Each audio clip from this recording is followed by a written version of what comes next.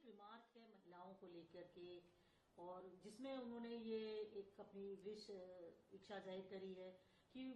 बेटी होने को लेकर के, कि अब वो रामचरण दास से चाहेंगे कि अब की उनके यहाँ बेटी ना हो बेटा हो। तो जो बेटी को लेकर के उनका एक रिमार्क है, हम कहते हैं एक जेंडर बायस एक टिप्पणी जो उन्होंने करी है, और उसमें उन्होंने ये भी कहा कि वो अपने घर में रहते हैं, ऐसा लगता है कि वो वुमेन हॉस्टल के वो वार्डन है, उनके अराउंड सब महिलाएं हैं। किस तरीके से देखते हो उनको, इतने पॉपुलर एक्टर का इस तरीके से रिमार्क देना? सर्वप्रथम उनकी लोकप्रियता बहुत है,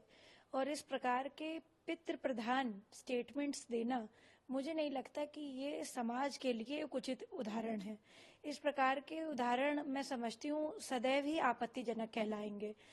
और ये जो समाज है इस समय दिशा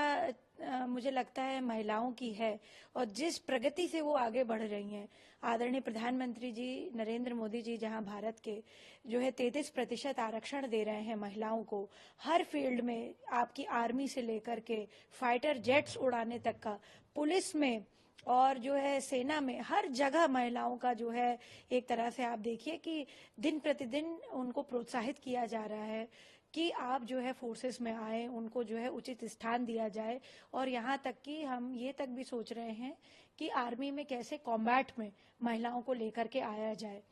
तो changing of roles, gender specification roles को अगर जो है एक बहुत बड़ा व्यक्ति जो एक सिनेमा जगत का बड़ा प्रचलित नाम है, इस प्रकार के स्टेटमेंट्स देता है, तो हो सकता है उन्होंने अपनी मन की बात कही हो,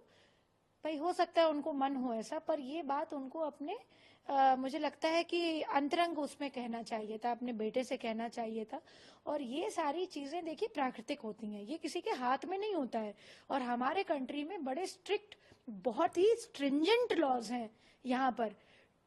कि यहाँ पर जेंडर डिटेक्शन ना हो सके, क्योंकि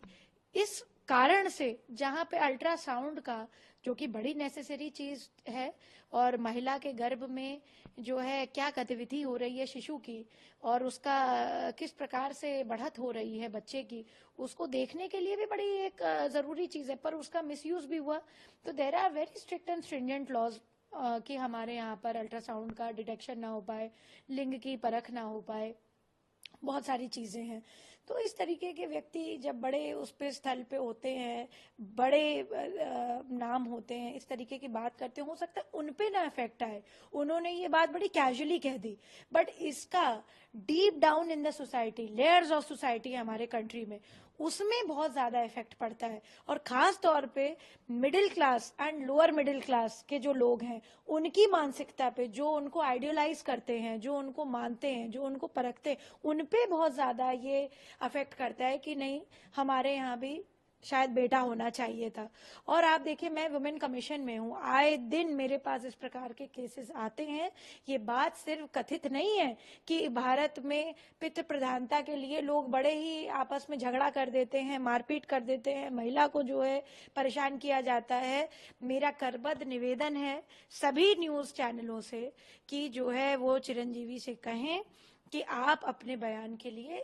माफी मांगे पूरे देश की महिलाओं से। आप खुद एक माँ से उत्पन्न हुए हैं, आपकी खुद एक पत्नी है, आपकी जो मैं समझती हूँ घर जो चलाती है वो महिला ही है।